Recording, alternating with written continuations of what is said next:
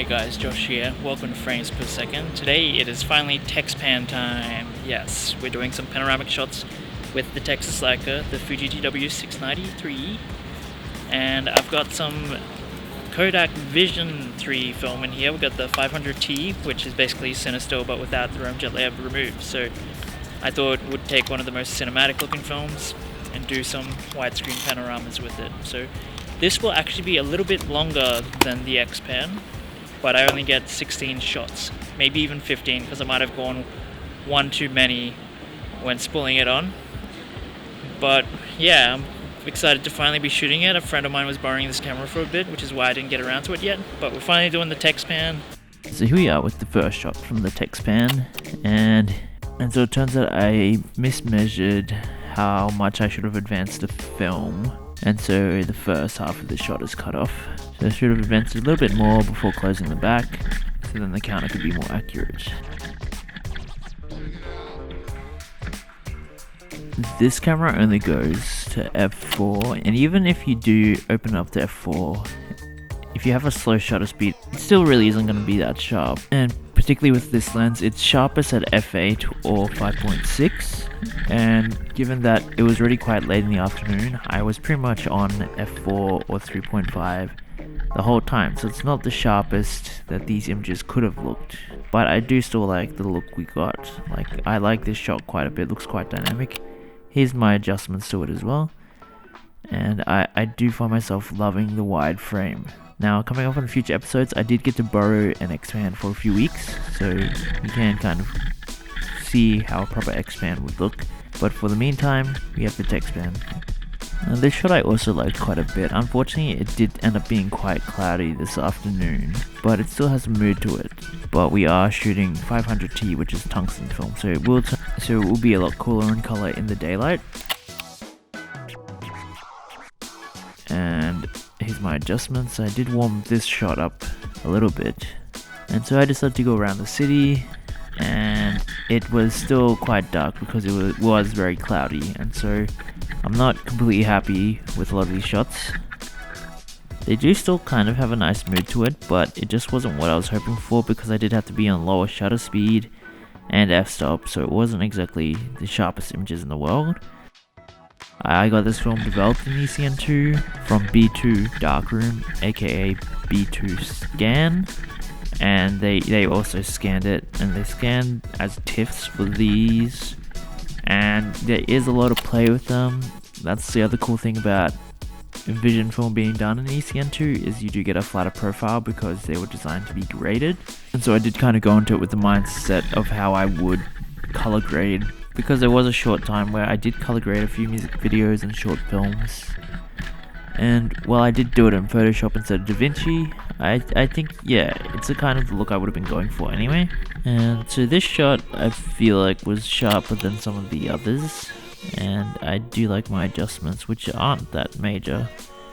It's a lot more brightening up and exposure than adjusting the color. This is definitely something I want to try out more. Now, this shot apparently didn't turn out. I'm going to wait till I get the negatives back because I don't know if it just didn't take or if they just forgot to scan it. Now, one of the biggest problems with the TexPan method is figuring out your framing, because for this shot coming up, I really wanted the cinema's sign to be in the frame as well, but I guess my frame lines were off, particularly for that distance, so it didn't end up turning out the way I wanted it, and that is the trickier part, trying to figure out how to frame your viewfinder so that you can get the right framing that you want. Now, that was meant to be another shot that for some reason didn't turn out, so I don't know if the shutter didn't open and I need to get the camera serviced, or if once again they just forgot to scan it, which either option is a possibility, because every now and then I have gotten 1 or 2 blank frames on that camera, so it might just need a service. Now, this shot, one of the mannequins is actually what's in focus and everybody else is out of focus. It is 6:9, so the depth of field is quite shallow, and there is some motion blur as well, but I do like what I would bring out of it because it was a rather flat image as well. Now, I definitely wish I was able to get more than 16 shots out of it, and I do wish that the lab had scanned it the proper frame length rather than just the X-Pan frame length. But that could have been maybe they only had an X-Pan kind of holder for scanning, which could be an issue as well. If you're scanning it yourself, obviously you can scan it to be the proper frame, because the TexPan is meant to be wider than the X-Pan, and I'll give you an example of that in a second. I was definitely struggling to look for light, which is why I ended up going with this, but I did think the red lights and the red words turned out quite nicely, and you have the nice reflection at the top as well, which I think works well for this kind of widescreen kind of frame. But yeah, it was weird to kind of do and get used to, especially because you do have a set lens focal length. Now this is another shot where the framing was a bit off from where I wanted, and it cropped off a bit too much of the top. But yeah, it is kind of just one of those things you kind of just got to play with and experiment with until you get it right, and it's something like that I'm going to do a lot more of, just because obviously I can't afford an X-Pan as much as I'd love one. But I do think, especially during COVID times, the 90mm was rather handy for that. And when you do see my X-Pan videos, I had a much wider lens, which had its own struggles. So this is the actual length TexPan frame is meant to be, because they did end up scanning the end of the frame at the end of the roll, and they kind of cut it off when they were doing the proper scan. So this is the X-Pan frame on the bottom and the TexPan length at the top, and it's definitely much wider because you're exposing more than 2 frames worth of film length. And so I do kind of wish they were scanned properly like this. I might have to send it to another lab or do it myself with an SLR, just to really get the added benefit of a wider frame.